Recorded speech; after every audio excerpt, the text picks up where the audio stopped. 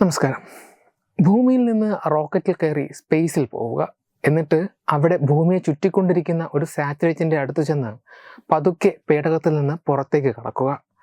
2 നില കെട്ടിടത്തിൽ കയറുമ്പോൾ ബംഗാളി പോലും സേഫ്റ്റി റോപ്പിടുന്ന കാലത്ത് ഒരു നൂല് പോലും കെട്ടാതെ പറന്നുപോയി പേടകത്തെ കൈകൊണ്ട് പിടിച്ച് തിരിച്ച് വാഹനത്തിലേക്ക് കൊണ്ടുവരിക, അവിടെ വെച്ച് റിപ്പയർ ചെയ്യുക, പണി തീർത്ത് തിരിച്ചു വിടുക, പിന്നീട് ഭൂമിയിലേക്ക് വന്ന് ലാൻഡ് ചെയ്യുക.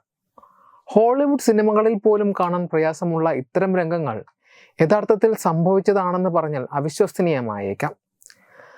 ലോകത്തിലെ ആദ്യത്തെ ബഹിരാകാശ രക്ഷാദൗത്യത്തിന് നേതൃത്വം നൽകി ചരിത്രം സൃഷ്ടിച്ച നാസ ബഹിരാകാശ യാത്രികനായിരുന്നു ഡെയിൽ ഗാർഡനർ. 1984 ഡിസ്കവറി സ്പേസ് ഷട്ടിലിലെ STS-51A ദൗത്യത്തിനിടെ തകരാറിലായ 2 വാണിജ്യ ഉപഗ്രഹങ്ങൾ വിജയകരമായി വീണ്ടെടുത്ത് ഭൂമിയിൽ തിരിച്ചെത്തിയതിലൂടെയാണ് ഡെയിൽ ഗാർഡനർ ബഹിരാകാശ ലോകത്ത് തൻ്റെതായ ഒരിടം നേടിയെടുക്കുന്നത്.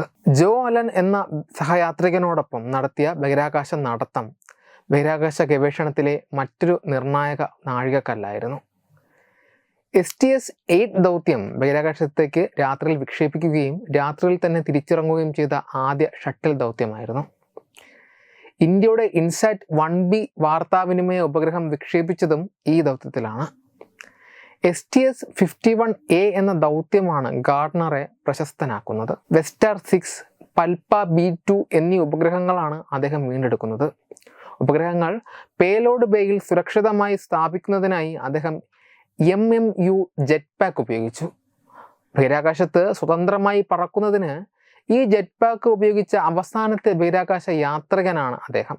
രക്ഷാദൗത്യം വിജയകരമായി പൂർത്തിയാക്കിയ ശേഷം തകരാറിലായ ഉപഗ്രഹങ്ങളെ നോക്കി തമാശയായി ഒരു പേപ്പറിൽ ഫോർ സെയിൽ അഥവാ വിൽപ്പനയ്ക്ക് എന്ന് എഴുതി ഉയർത്തിയ ഗാർഡനർ പോസ്റ്റ് ചെയ്ത ഫോട്ടോ ചരിത്രത്തിലെ ഏറ്റവും ഐക്കണിക് ചിത്രങ്ങളിൽ ഒന്നായി മാറുകയായിരുന്നു. 2 ബഹിരാകാശ ദൗത്യങ്ങളിലായി 14 ദിവസവും 52 മിനിറ്റും ബഹിരാകാശത്ത് ചെലവഴിച്ച ഗാർഡനർ 12 മണിക്കൂറും 14 മിനിറ്റും ബഹിരാകാശ നടത്തത്തിൽ ഏർപ്പെട്ടു.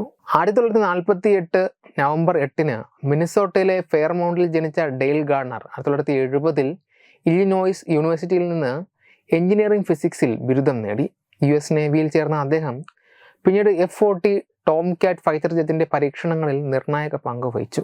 1978 നാസയുടെ 8ാമത്തെ ബഹിരാകാശ യാത്രിക സംഘത്തിൽ അദ്ദേഹം അംഗമായി. 1986 ചലഞ്ചർ സ്പേസ് ഷട്ടിൽ ദുരന്തത്തെ തുടർന്ന് വിക്ഷേപണങ്ങൾ നിർത്തിവെച്ചതോടെ 3ാമതൊരു ദൗത്യത്തിന് തയ്യാറെടുത്ത ഗാർഡനർ നാസയിൽ നിന്ന് വിരമിച്ച് US നേവിയിൽ തിരികെ പ്രവേശിച്ചു. ക്യാപ്റ്റൻ പദവിയിൽ നിന്ന് വിരമിച്ച ശേഷം അദ്ദേഹം സ്വകാര്യ സ്ഥാപനങ്ങളിലും പ്രവർത്തിച്ചു.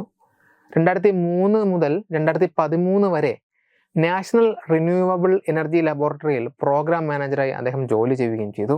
NASA space flight medal, defence superior service medal, distinguished flying cross തുടങ്ങിയ നിരവധി ബഹുമതികൾ അദ്ദേഹത്തിന് ലഭിച്ചിട്ടുണ്ട്. ഭാര്യ സൂ ഗ്രേസ് ഡിക്യൂസനുമായി വിവാഹമോചനം നേടിയ ശേഷം ഷെറി ഗാർഡനെ വിവാഹം കഴിച്ചു.